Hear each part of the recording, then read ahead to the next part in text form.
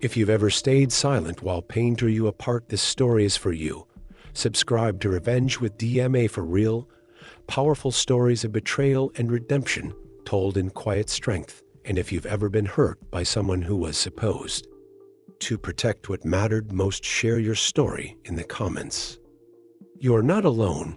You don't forget the smell of burning. It doesn't matter how many years pass, how many showers you take, or how far you run. The scent of ash and melted plastic clings to your bones long after the flames are gone. That night, the fire took our living room, most of the kitchen, and nearly my son. His name is Caleb, 6 years old, kind, curious, and allergic to peanuts, but brave enough to stand on the diving board even when his legs trembled.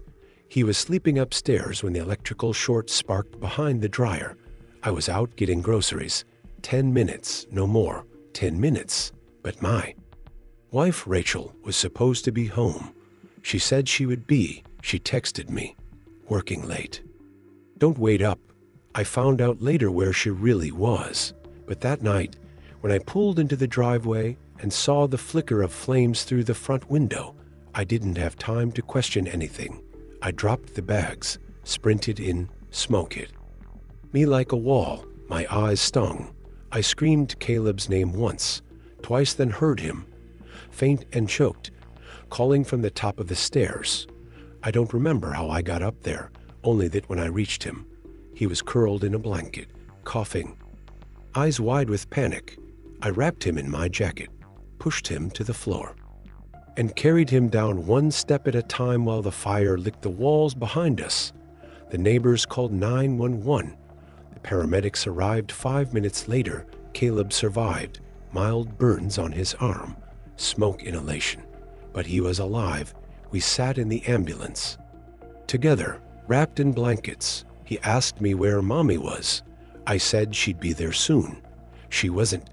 She showed up 2 hours later, hair perfect, lipstick smudged, eyes wide, not with grief, but with guilt. She ran to Caleb, started crying, touching his face.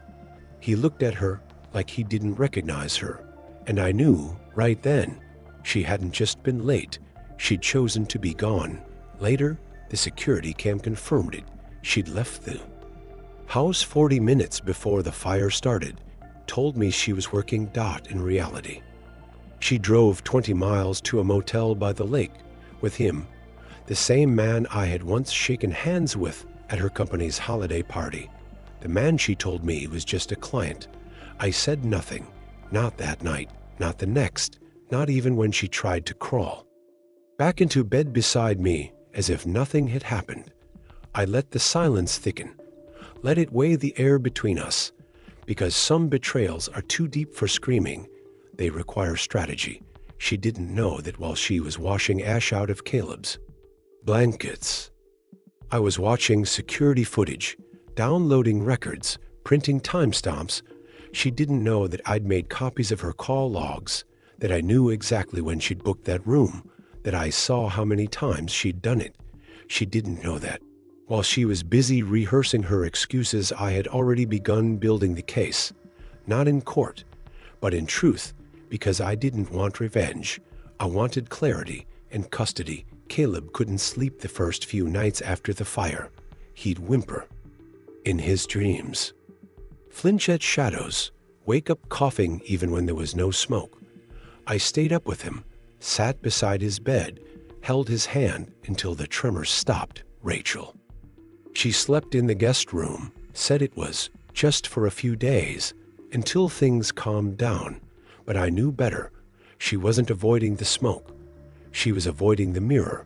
She didn't look me in the eye anymore, didn't ask how I was holding up, didn't even ask about Caleb's recovery unless someone else was around. Guilt, when real, transforms people, but when it's just inconvenience in disguise, it makes them resent you for surviving.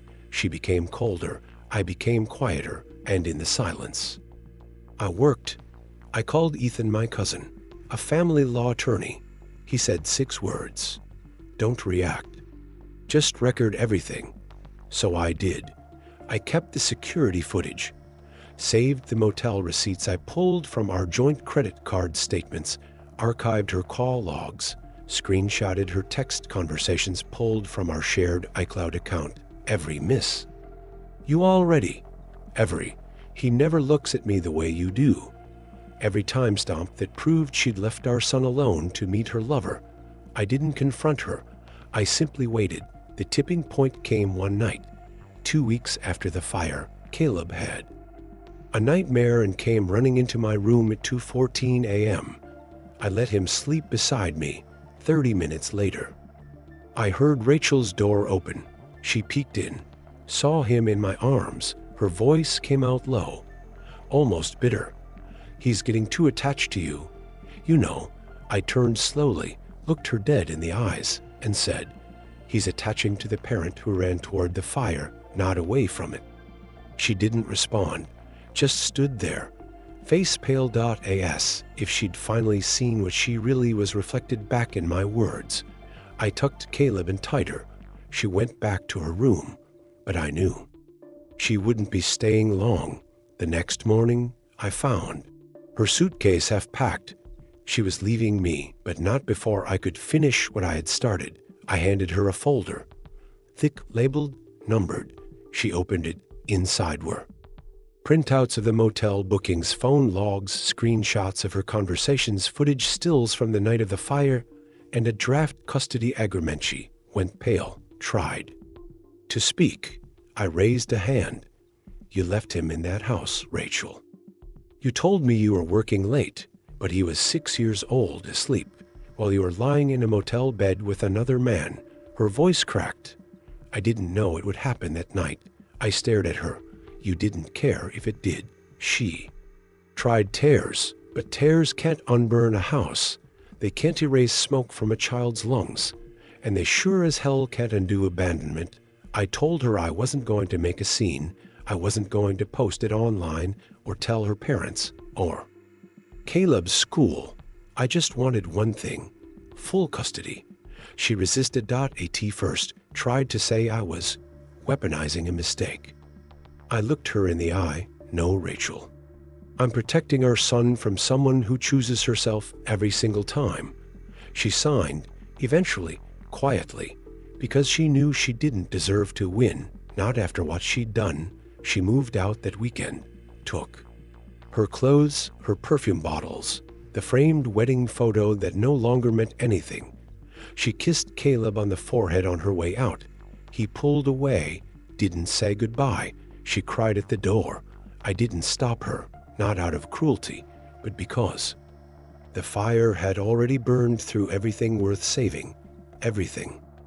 Except him, and I wasn't going to let her take that too. The house took nearly 6 months to repair. The smoke damage had soaked deep into the beams, the insulation, the soul of the place. But Caleb and I stayed. In the mess. In the half-painted walls and missing floorboards. Because sometimes healing isn't about leaving the scene, it's about rebuilding on it. I gave him the master bedroom. Let him choose the wall color. He picked sky blue. He said it made him feel safe, like he was up above the smoke every night. I sat beside his bed, read him stories, taught him how to breathe when the dark memories crept in, and slowly his eyes softened. His laughter came back. He started drawing again, pictures of fire trucks, of superdads, and of houses that didn't burn. One morning, I found a note taped to the fridge in his scrawled handwriting. Dad, I feel better when it's just us. I folded that note and kept it in my wallet.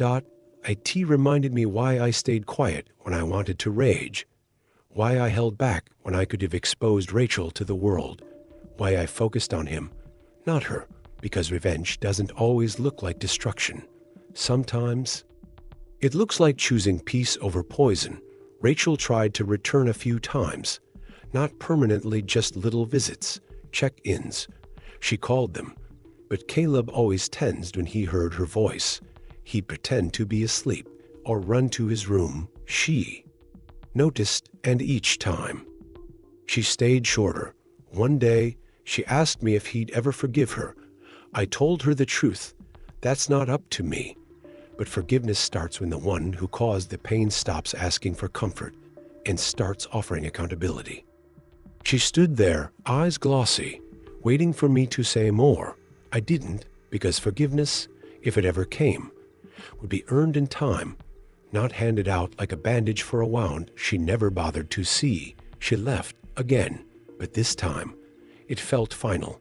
One night, as Caleb and I sat on the porch, watching the last pink streaks of daylight fade, he asked me, "Do moms stop loving their kids?"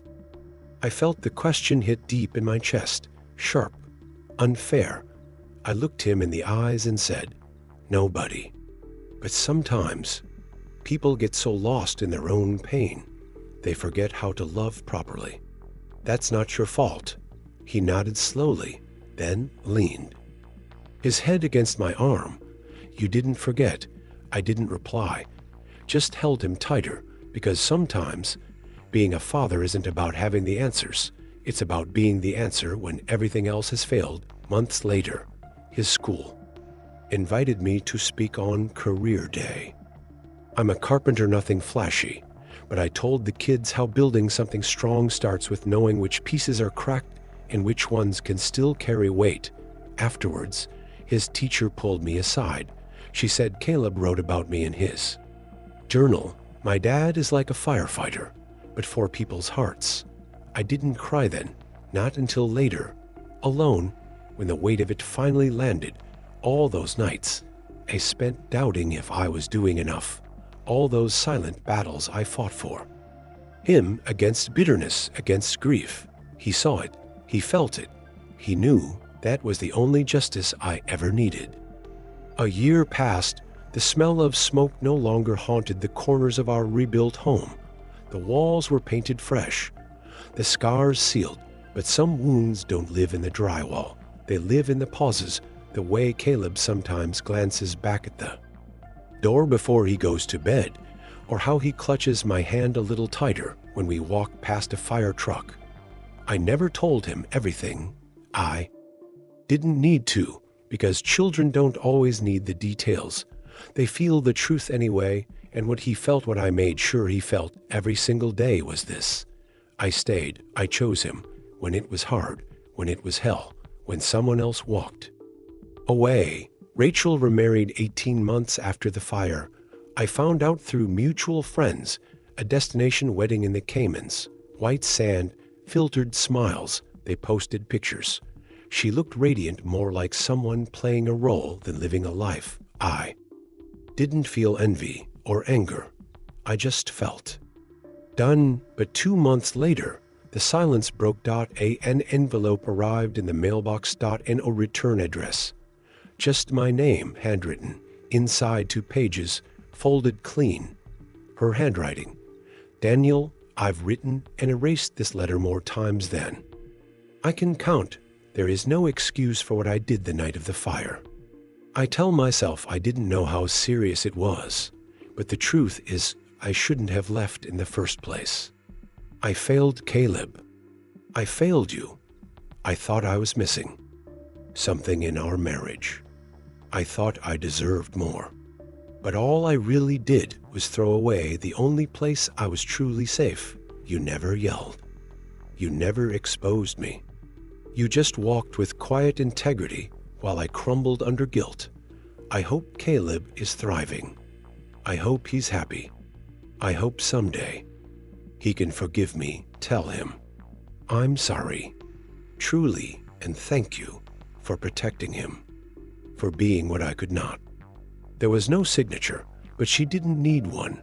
I folded the letter and slid it into a box I keep high in the closet next to the note Caleb once wrote me, next to the court papers, next to the last photo we ever took as a family, because life isn't clean. It doesn't come in neat endings, but it does move forward, and sometimes that's enough. Caleb's 9 now. He wants to be an architect, says he wants to design safe houses, homes that can't burn, with secret doors and tunnels and windows made of magic. He doesn't remember much of the fire, but he remembers the arms that carried him through it, We go camping once a month, build tents, tell stories. He always asks me to light the fire, because you know how to keep it safe, Dad. I smile every time, because after everything, the fire, the lies, the quiet grief, I didn't just walk through the flames. I learned how to carry someone else out of them, and that, more than anything, is what saved me too. 3 years later, I still wake up early, not because I have to, but because I can, and because there's something sacred about the world before it makes noise again. The mornings belong to me now. Me, Caleb. And the quiet peace of knowing we survived the worst night of our lives. There's no more ash in the air. No smell of smoke clinging to the curtains. No pretending. Just 2 toothbrushes by the sink, 2 lunch boxes packed every morning, and the sound of small feet thudding down the hallway, followed by, "Dad, are we still going to the lake today?" He asks because he trusts that I'll say yes, because in the years since the fire, I've said yes to every promise I could keep, because he remembers the night someone left, and someone stayed. Rachel never came back, not in any real way. After her letter, she drifted from our lives like a fading photograph. I didn't keep her from Caleb. I just stopped offering bridges she never stepped on. She sees him on holidays, sometimes when it fits her schedule. Caleb doesn't ask for more. He's polite, kind, but distant with her in a way I've come to accept. She tried once to rekindle more, maybe not with me, but with the life she once had. Said she wanted to try again as a family, that she missed the way things were.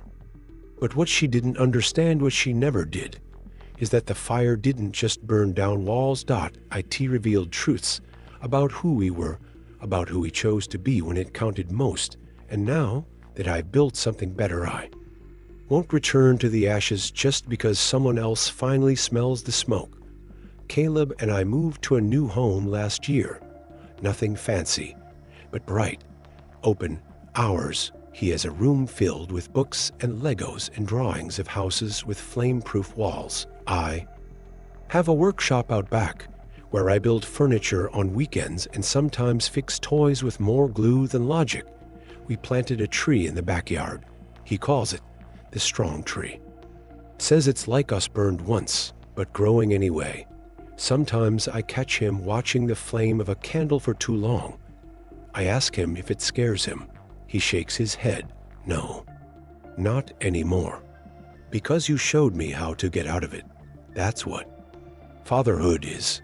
Not protecting them from every fire, but showing them they can walk through it and still breathe on the other side.